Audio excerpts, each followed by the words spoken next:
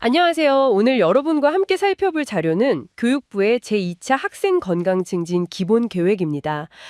자녀가 학령기이거나 아니면 교육 정책에 관심 있으신 분들은 좀 주목해 보시면 좋을 내용인데요.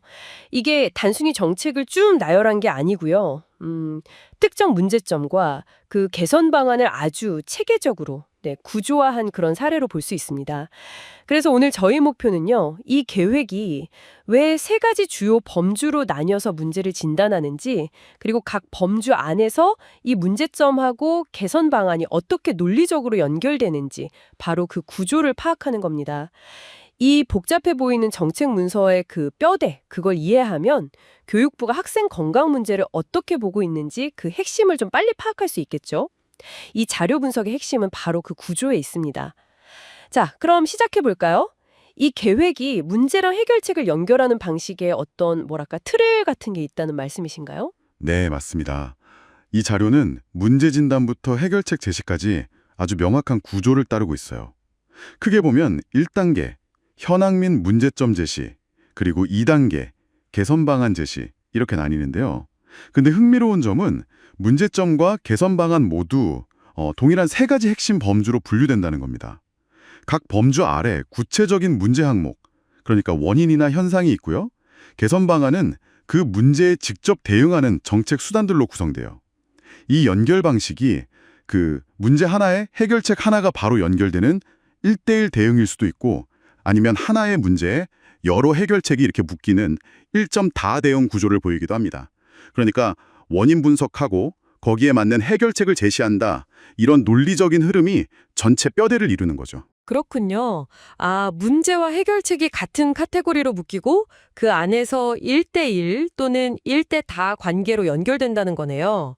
그럼 첫 번째 범주부터 한번 보죠. 학교 체육 활동의 질적, 양적 한계인데요. 여기서는 어떤 문제들이 지적됐나요? 네, 여기서는 크게 두 가지 문제가 나옵니다. 첫째는 초등 1, 2학년 체육 시간이 좀 부족하고, 이게 즐거운 생활이라는 교과에 통합되어 있어서 체계적인 신체 활동 교육이 좀 어렵다는 점이고요. 둘째는 학교 스포츠 클럽 활동이 다양하지 못하고 지역사회하고 연계도 좀 부족하다는 거죠. 그래서 결국 2022년 기준으로 보면 저체력 학생 비율, 그 PAPS 4, 5등급 받는 학생들이 16.6%나 됐다는 현실입니다. PAPS요?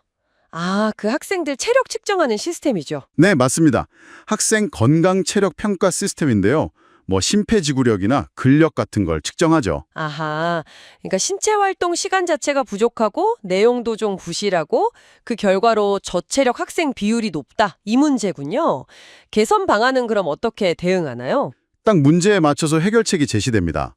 초등 1, 2학년 신체 활동 시간 부족 문제는 앞으로 2년간 총 144시간으로 늘리고 아예 체육교과로 분리하는 방안, 이건 1대1 대응이죠. 이걸 추진하고요. 그리고 저체력 문제나 활동 다양성 문제에는 여러 카드를 꺼내들어요. 예를 들면 다양한 학교 스포츠 클럽 리그를 운영하고, 요즘 유행하는 K-팝 댄스나 아니면 저학년들 대상으로 하는 신체 활동 프로그램 같은 걸 보급해서 종목을 다양화하고요. 또 PAPS 결과에 기반해서 맞춤형 건강 체력 교실을 운영하거나 관련 앱을 보급하는 거죠. 이건 이제 하나의 문제에 여러 해결책을 동원하는 전형적인 1점 다대응 구조로 볼 수 있습니다. 오, 케이팝 댄스 같은 종목 언급이 흥미롭네요. 단순히 시간만 늘리는 게 아니라 내용의 변화도 같이 꾀하는군요. 네. 자, 그럼 신체 활동 다음으로 넘어가 보죠. 건강관리 시스템이랑 정신건강 문제는 어떻게 다루고 있나요? 그게 이제 두 번째 범주인데요.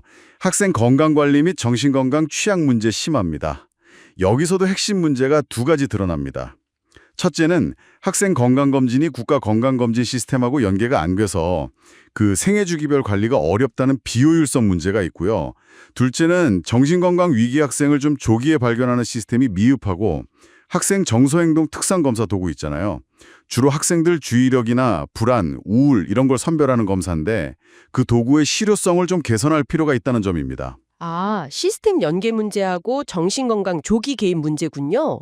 이거에 대한 해결책은 어떤 구조인가요? 건강검진 연계 문제는 그 국가건강검진 체계로 통합하는 방안을 추진하고요. 이걸 위해서 건보공단에 위탁하는 시범사업을 시작합니다. 이건 비교적 명확한 1대1 대응이라고 할 수 있겠죠. 근데 반면에 정신건강 문제는 좀 더 복합적이에요. 그래서 정서행동 특성 검사 도구를 2025년까지 개편하고 또 디지털 마음건강 서비스 같은 새로운 도구를 보급하고요. 상담교사 배치도 늘리고 전문가가 학교를 방문해서 지원하거나 치료비 지원까지 강화하는 등 굉장히 다각적인 접근을 합니다.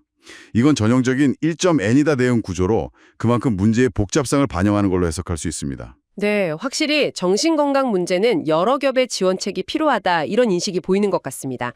자, 마지막 세 번째 범주는 환경적인 요인에 좀 더 초점을 맞추는 것 같네요. 맞습니다. 세 번째는 유해 환경 노출 및 건강교육 인프라 부족입니다.